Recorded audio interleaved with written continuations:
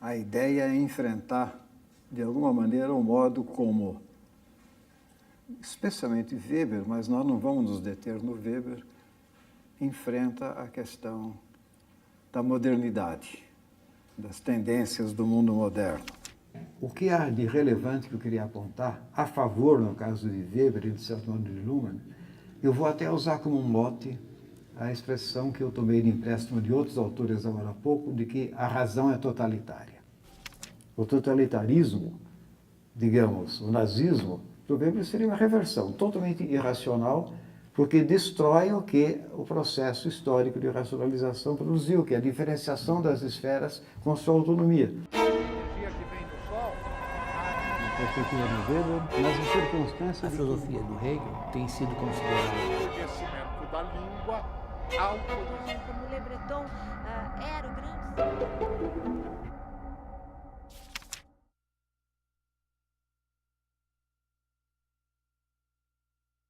Me permito aqui um parênteses, só para pegar uma consequência interessante, no caso do Weber, da sua ênfase sobre a distinção entre orientações de ação e do modo como elas se organizam na sociedade.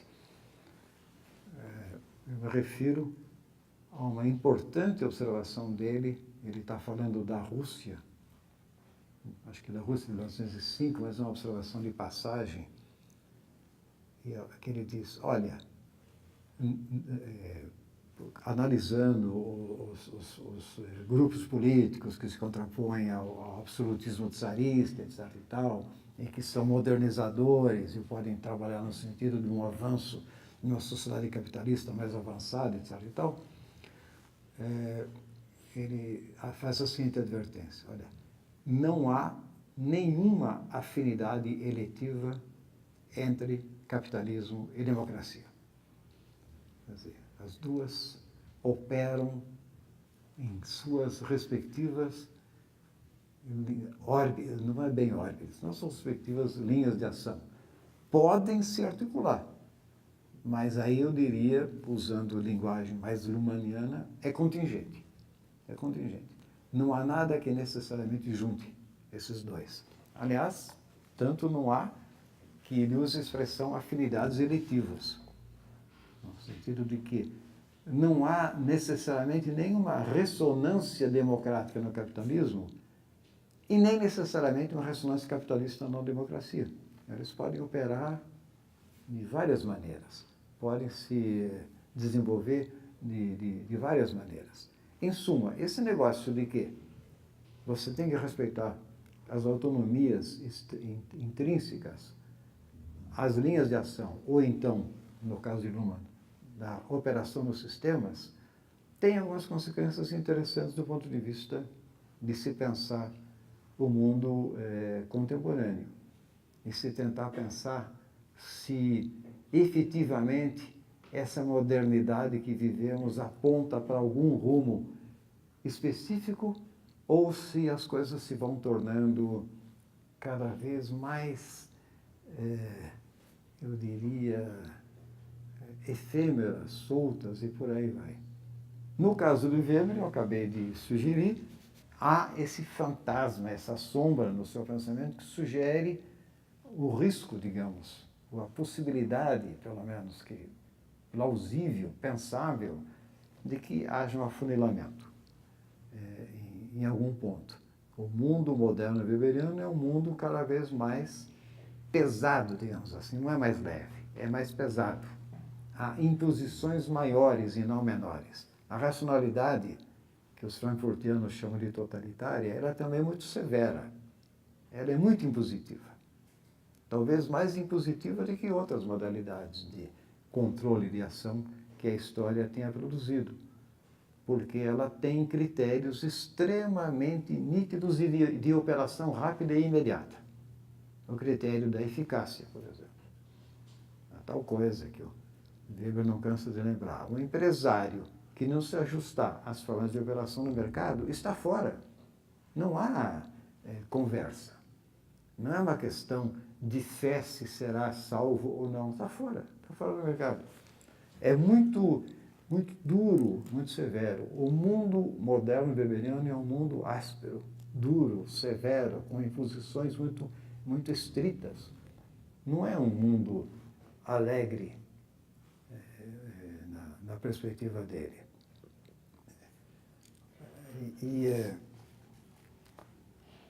E como seria o mundo lumaniano, que se desenha na passagem do século XX para o XXI? O mundo lumaniano é curioso, viu? Ele é feito de operações de sistemas. Essas operações têm como matéria-prima eventos, algo que ocorre. Deixe-me tentar elaborar um pouquinho essa coisa realmente desconfortável do velho Luhmann com relação a essa coisa tão importante dele. Importantíssimo, né? Comunicação para ele é pura e simplesmente o elemento do sistema. Não são homens, nós sabemos. São comunicações. E o que são comunicações? Bom, eu vou agora baratear de uma maneira insuportável o pobre do Luhmann. Como ele não tem como se defender, eu vou fazer isso. Vamos supor que faça sentido a sequência de coisas que eu vou sugerir aqui, que é, assim, uma carnificina do infelismo. Vamos partir de uma entidade analítica, uma coisa que nós possamos chamar de evento. Evento é qualquer coisa que ocorra. O que significa qualquer coisa que ocorra? Qualquer coisa que se candidate a ser, de alguma maneira, captado por uma operação de informação. Qualquer coisa que se candidate a ser captado. Qualquer evento, natural, humano, seja lá o que for. Quer dizer, o evento sozinho não é nada. Simplesmente não é nada. Eu posso ter todo tipo de coisas ocorrendo e seriam, digamos, simplesmente ruídos no sistema. Mas determinados componentes daquilo que ocorre são, de alguma maneira, selecionados por determinados elementos no interior do sistema e são extraídos, são observados, diria o Luhmann. Constitui uma diferença em relação ao resto. O que ocorre quando essa coisa básica se dá? Ocorre que onde antes eu tinha puro evento, que poderia não ser nada, eu passo a ter informação, algo que pode ser compartilhado. Essa coisa de compartilhamento, se me permitem, eu não sei por que isso não é mais trabalhado, tanto quanto eu saiba, pelo próprio Luhmann ou pelos seus comentaristas. Porque o termo que ele usa para falar daquilo que se acopla à informação para dar origem à comunicação, para permitir a operação de comunicação, ele usa uma expressão alemã, Mitteilung. É uma palavra só. Só que, se você dividir essa palavra, você tem um termo, mit, que sugere estar junto, e tem uma palavra, Teilung, que sugere separação, diferenciação, divisão. Então, o que há é uma espécie de compartilhamento. Não é tanto que haja uma mensagem transmitida, não é tanto que haja qualquer tipo de transmissão de sentido. O que há é que a informação que já resultou de um evento ser selecionado e passar a ganhar a condição de ser digno de atenção, de constituir uma diferença. Essa informação, que já é um corte na realidade, porque separa uma coisa que vale a pena ser considerada do resto, que estabelece um corte, que estabelece uma diferença, essa coisa, de algum modo, é compartilhada, quer dizer, mais do que um elemento, mais do que um componente do sistema vai operar com isso. Quer dizer, mais do que, digamos, enunciado, como eu próprio já fiz a bobagem de traduzir o termo, ou mensagem, ou coisa que o valha, o termo que eu tenho a impressão valeria no caso é compartilhamento. Você tem. Eu estou introduzindo o evento que, quando o Luhmann fala de comunicação, ele deixa de lado. Mas você tem uma sequenciazinha. Evento observado, de alguma maneira. Portanto, retirado, selecionado da inumerável ocorrência de coisas.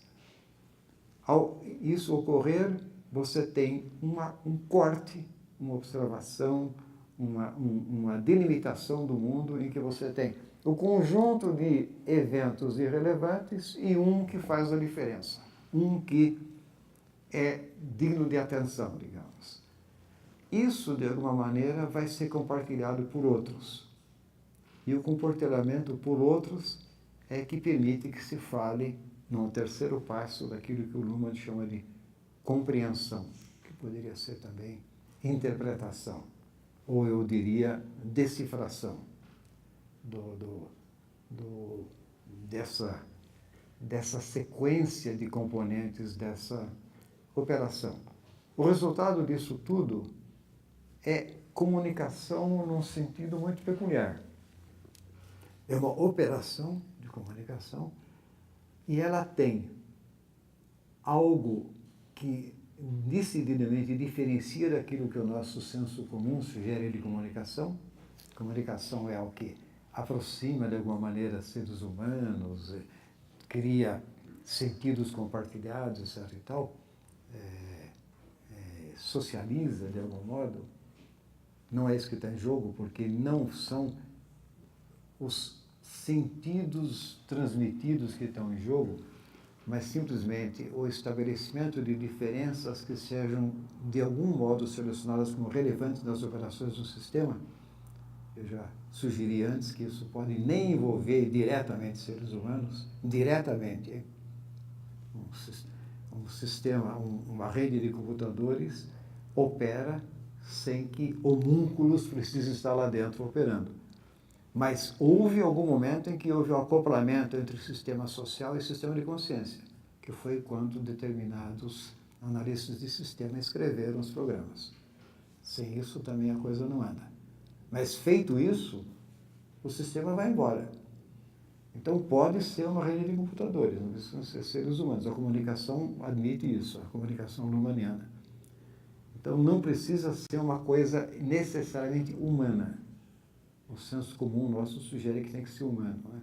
Agora, tem o outro lado, que é essa ênfase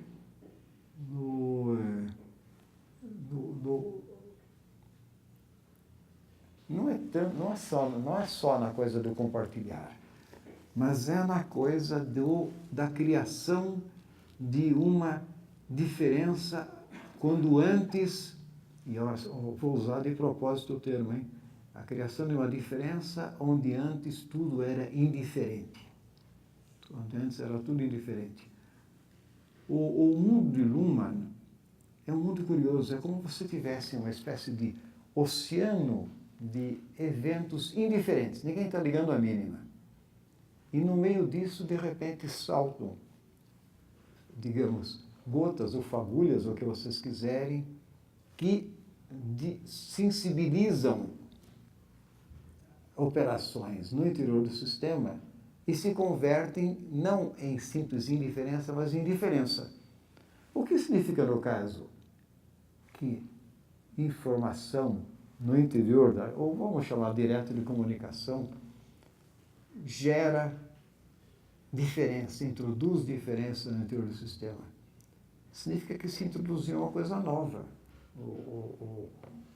A comunicação é um processo pelo qual o sistema se reproduz, introduzindo elementos novos nas suas operações. A reprodução, que é fundamental para o sistema social, não é pura repetição do já dado.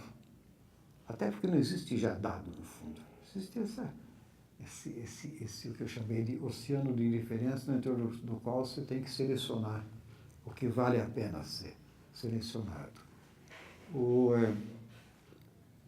Então não é simples repetição do já dado. É, na realidade, reprodução no sentido de introduzir sempre novas diferenças. Se me permitem a observação totalmente abusiva, usando uma linguagem que o Luhmann teria, digamos, alergia, a linguagem marxista, ele não está falando de reprodução simples, ele está falando de reprodução ampliada. Novas diferenças se introduzem, não simplesmente o já dado se eterniza. Mas tudo isso é feito de uma maneira muito peculiar, muito curiosa, porque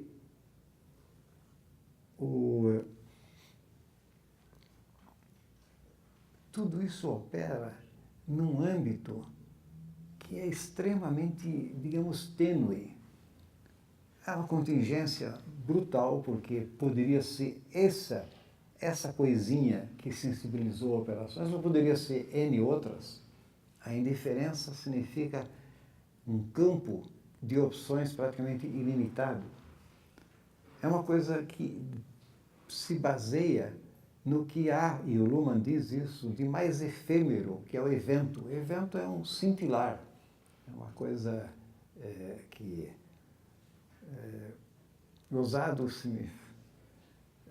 eu vou citar isso, quando eu vejo essas coisas, me vem à cabeça sempre uma imagem, que é uma imagem até talvez um pouco inusitada no caso, é simplesmente a cintilação de vagalumes numa noite de verão no campo. Só tem inúmeros eventos, cintila, apaga, totalmente indiferentes. No momento em que você isola um desses eventos cintilantes e, digamos, retira o vagalume do conjunto, você produziu informação, você produziu a possibilidade disso se converter, no mínimo, numa diferença fundamental para a reprodução do sistema social. No mínimo, a operação de identificação do ente vagalume, que é um ente significativo e que é uma diferença a mais em relação à mera cintilação que existia desses.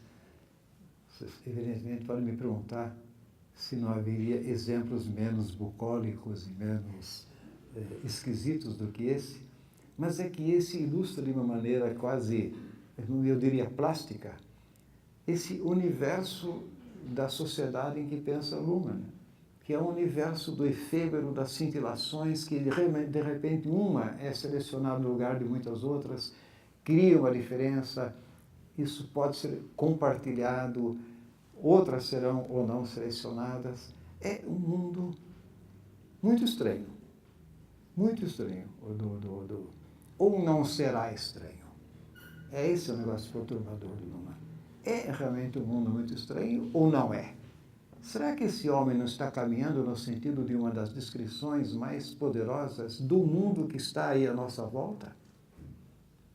Do mundo em que você tem eventos aparecendo e desaparecendo, em que você tem construções inteiras baseadas em umas minúsculas diferenças significativas, até mesmo no campo, digamos, da economia, e uma plasticidade, uma efemeridade extrema. Muitos autores vêm trabalhando esse tipo de coisa. E o Luhmann tenta, na realidade, dar uma consistência analítica a esse tipo de imagem da sociedade. Eu, pessoalmente, eu não considero irrelevante. Realmente não considero irrelevante. Eu acho que nós temos, sim, muito do pesado, áspero e impositivo mundo weberiano à nossa volta. Mas nós temos também, e talvez emergindo com força crescente, essa feérica dança de vagalumes do nosso Luhmann.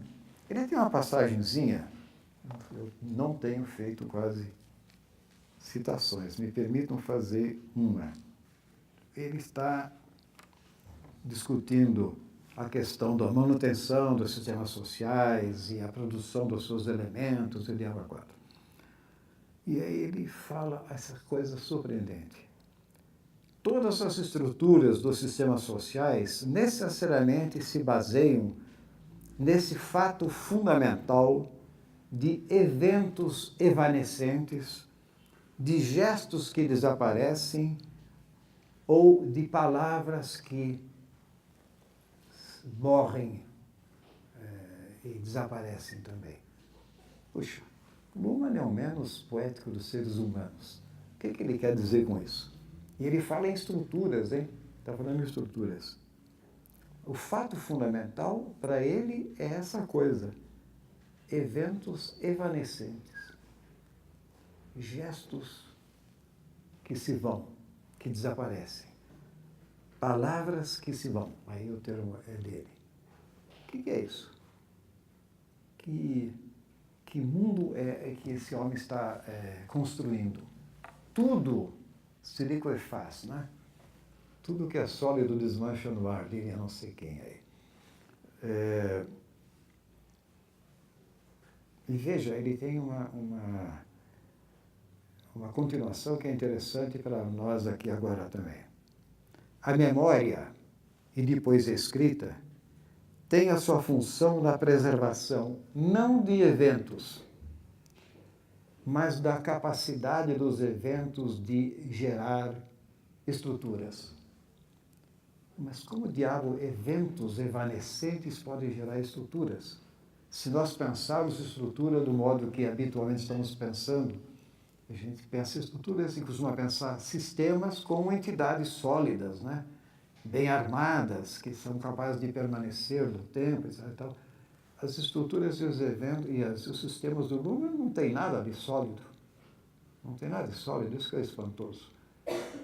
Do que consistem, então? No que consistem essas estruturas de que está falando o nosso Luhmann e por que eventos são capazes de produzi-las? Essas estruturas consistem fundamentalmente em expectativas. Estruturas são expectativas que se formulam com referência à operação do sistema, aos próprios eventos e assim por diante. Estruturas como expectativas, ou como conjuntos, se vocês quiserem, de expectativas, é uma forma interessante de ver a questão de uma sociedade. Mas vejam vocês como tudo isso é leve, flutua no ar, de uma fragilidade enorme, né? Aparentemente de imensa fragilidade. E, no entanto, funciona, se reproduz, se mantém. De certo modo, Luhmann, do jeito um pouco bem mais pesadão dele, retoma uma intuição fundamental do grande Georg Simmel, o quarto grande clássico da sociologia europeia do século XIX para o XX. Simmel apostava muito em se pegar os laços mais finos, os laços mais delicados que se estabelecem entre as pessoas nos processos de interação. Porque ele teve a intuição básica que esses laços é o que mais amarram. Os laços mais finos são os mais fortes. Essa é uma intuição fundamental do Simmel. Luhmann, de certo modo, retoma isso. São os eventos soltos, as palavras que somem, os gestos que se vão. É disso que se forma a sociedade, se formos usar esse termo, ele preferiria falar sistema social. É dessa coisa extremamente leve, quase que flutuante, que se forma aquilo que se revela poderosamente consistente, porque é capaz de se reproduzir no seu próprio âmbito. O seu próprio âmbito qual é? Nós sabemos, né? Luhmann é quem mais nos ensina isso. Quando eu falo de sistema, importam, é claro, os elementos. Mas mais do que isso, importam as conexões entre os elementos. O que importa realmente são as conexões. E toda a montagem da concepção luhmanniana de sociedade está sobre mecanismos de conexão. Por isso, a ênfase na comunicação e não em algum outro. Comunicação é a operação social por excelência, até porque pressupõe mais do que um parceiro, digamos. Sempre pressupõe parceiro, sempre pressupõe uma multiplicidade. Não há, por mais que os sistemas sejam voltados para dentro, as comunicações que os constituem não são atos isolados de alguma criatura que esteja ela própria também voltada para dentro. Os componentes, quando o Luhmann fala que na relação, na unidade, sistema-ambiente, os sistemas sociais, tomando, portanto, a posição de sistemas, eles, aliás, os sociais e quaisquer outros, né? Eles operam em termos das suas operações, como autorreferência, ele corrige mais adiante, se vocês quiserem usar esse termo, o risco que há nessa concepção de você imaginar os sistemas sociais como entes autistas, né? Totalmente voltados para dentro. Porque os componentes básicos dos sistemas não são, por definição, autistas, são comunicação. Envolvem parceiros, envolvem compartilhamento. Pouco me importa se os parceiros são agentes sociais, são grupos, são outros sistemas, são máquinas. O que importa é que a conexão que se estabelece em sistemas sociais tem um caráter peculiar. E aí, de novo, tem, digamos assim, a incorporação ao seu modo do Weber pelo Luhmann. Esses laços são significativos, isso que é o fundamental. Isso tem uma consequência muito interessante. Os sistemas sociais, eles envolvem operações contínuas de comunicação que são, elas próprias, dotadas de sentido. Os elementos que entram na comunicação são eles próprios significativos também. Olha, a comunicação, o que você tem são operações de comunicação que se articulam no interior de um conjunto ou outro de operações que reproduzem o sistema. Ou seja, você, na realidade, tem,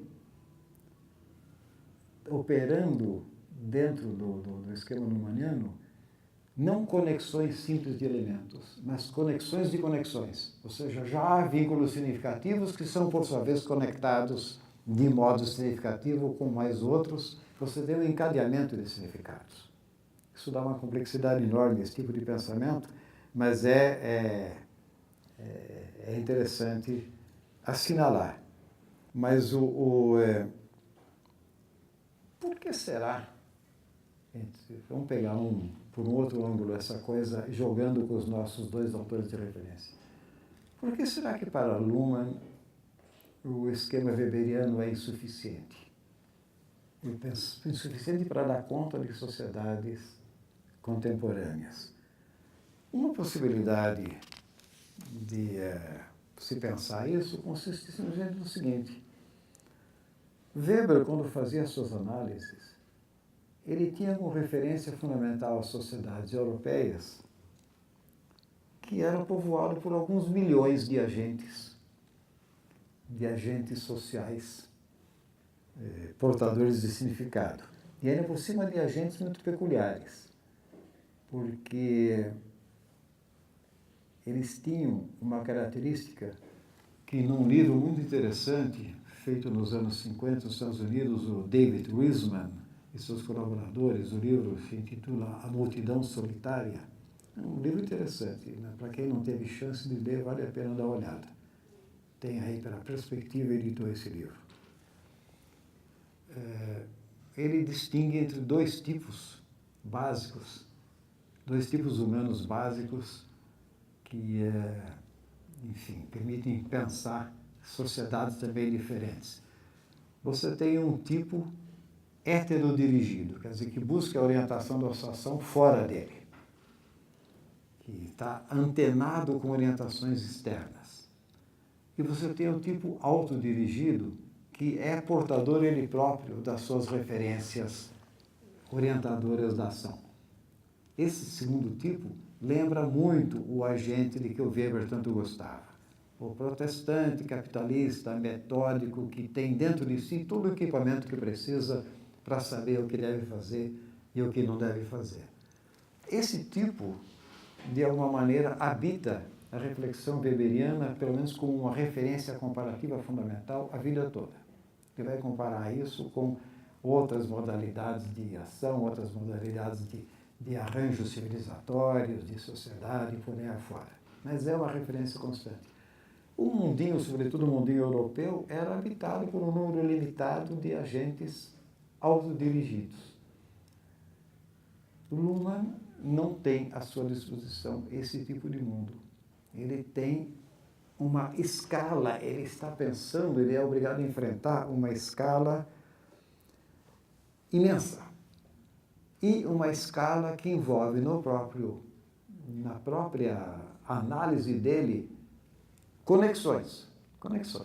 Luhmann, o tempo todo, é conexões. Agora, pensem vocês, ao invés de algumas centenas de milhões que sejam, de agentes significativos, cada um com sua bússolazinha interna, se relacionando, o universo weberiano, e confrontem isso com algo assim, vamos dizer, 6 bilhões de conectados. Eu estou dando um palpite aqui, digamos, em 2020. 6 bilhões de entes portadores de sistemas de consciência, de alguma maneira conectados no interior de sistemas sociais de altíssima complexidade. Altíssima complexidade é dizer o mínimo. Porque se nós formos pensar desses termos, não há complexidade que suporte. Quer dizer, realmente, o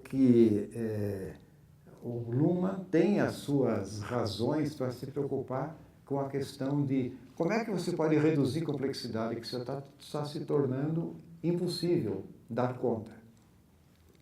E que mecanismos podem ser usados por isso? Que mecanismos de redução de complexidade mediante seleção de elementos entre N possíveis podem ser acionados para que não se entre numa situação que aí lembraria de novo aquela minha imagem meio infeliz do mar, de indiferenças e tal, uma situação sem ordenação alguma, uma situação sem conexões, uma situação caótica. Que você tem N eventos ocorrendo, mas não há ordem alguma, não há conexão entre eles, cada um por sua conta. Isso passa por um tema interessante. Você tem a imagem dessa escala espantosa de entes conectados. Nós vimos que essas conexões, na medida em que tem alguma, digamos, um mínimo de inteireza, elas demandam estruturas, de alguma maneira são estruturadas, mas estruturadas nos termos que eu acabei de falar, como expectativas.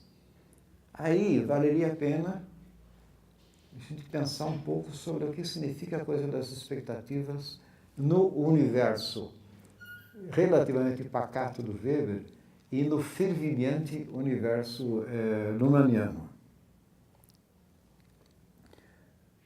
O problema de falar em expectativas é que, se você pensar em relações sociais, pensar em vida social e, em linguagem luhmanniana, pensar em comunicação, expectativas demandam tempo e demandam mecanismos de ajuste.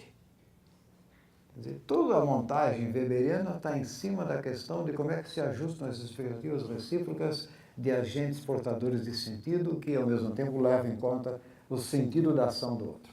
São ajustes de expectativas. Isso leva tempo. Além do mais, leva em conta formas complexas de aprendizado. O mundo weberiano é um mundo de expectativas que se referem a ações dotadas de sentido, ações essas que podem ser, agora na linguagem de Weber, pensada como eventos, ocorrem, mas são eventos, digamos, pesados, estilo weberiano. Acontece algo porque o agente A realiza uma ação, o agente B responde de alguma maneira justa e eles entram numa interação. Esse esquema, digamos, de expectativas pesadas, que demandam uma certa persistência no tempo, demandam, enfim, tempo, demandam, no mínimo, a continuidade suficiente para que o agente B seja capaz de discernir alguma coisa do sentido que o agente A está imprimindo na sua ação. Esse tipo de coisa é difícil de ser sustentado na perspectiva do Luhmann. Ele é obrigado a reduzir dramaticamente a escala do tempo e aligerar dramaticamente o peso da interação, digamos. Então, ele tem todas as razões para falar em eventos fugazes, em gestos que desaparecem, etc. e tal, porque ele não está preocupado com o modo como os agentes, as pessoas, no limite, orientam reciprocamente as suas ações. Ele está preocupado simplesmente em haver conexão suficiente para que certas operações se deem. Conexões suficientes para que a moeda continue circulando, para que continue havendo valorização dos produtos. Quer dizer, conexão suficiente para que um operador em Piracicaba tenha como saber o que ocorre na Bolsa de Chicago com relação ao agronegócio. Fração de segundo, não mais do que isso. Nada de muitos ajustes de expectativa. Então, o que interessa a Luhmann é essa coisa rapidíssima de comunicação que se resolve no quê? O que resulta da comunicação na perspectiva luhmanniana? Uma espécie de iluminação de compreensão de agentes? Não. O que resulta de comunicação é outra comunicação. Simplesmente isso. Outra comunicação. O que se sustenta o sistema é que comunicação gera comunicação. E isso percorre o tempo todo o sistema. O que dá, ao mesmo tempo, uma enorme solidez ao sistema, porque as comunicações se encadeiam o tempo todo, e uma enorme fragilidade. Porque se esse mecanismo cessa por uma fração de tempo, vem tudo abaixo. O bicho vem abaixo inteiramente. Então, você tem um contraste muito grande entre a rigidez crescente do mundo racionalizado do Weber e o que eu chamei aqui, a hiperplasticidade das relações de Luhmann. É um contraste violento, com esse risco do Luhmann imenso, que no caso do Weber não existe. De que se essa coisa tão leve, tão efêmera, de repente não funciona, numa fração muito pequena de tempo você tem perda total de complexidade, caos, desorganização, perda de fronteiras dos sistemas. É um negócio complicado. O mundo de Luhmann é mais leve, menos torturado do que o mundo de Weber. Mas ao mesmo tempo, muito mais assustador. Muito mais assustador. Porque é portador O mundo de Weber é portador de uma ameaça de rigidez crescente, cada vez mais duro e mais persistente. O mundo de Luhmann é portador de uma ameaça da implosão, em qualquer momento, literalmente. Quer dizer, nós podemos, numa imagem de ficção científica, sairmos da nossa sala pacatamente e descobrirmos na rua que o caos se instalou. De repente. Né? E isso é complicado. Quer dizer, tem a ver com a hipercomplexidade de um mundo que não se sustenta a não ser em cima da articulação, da produção de nova comunicação rapidamente em cima de uma outra e por aí vai. Quer dizer, obviamente, há uma instabilidade fundamental nesse sistema.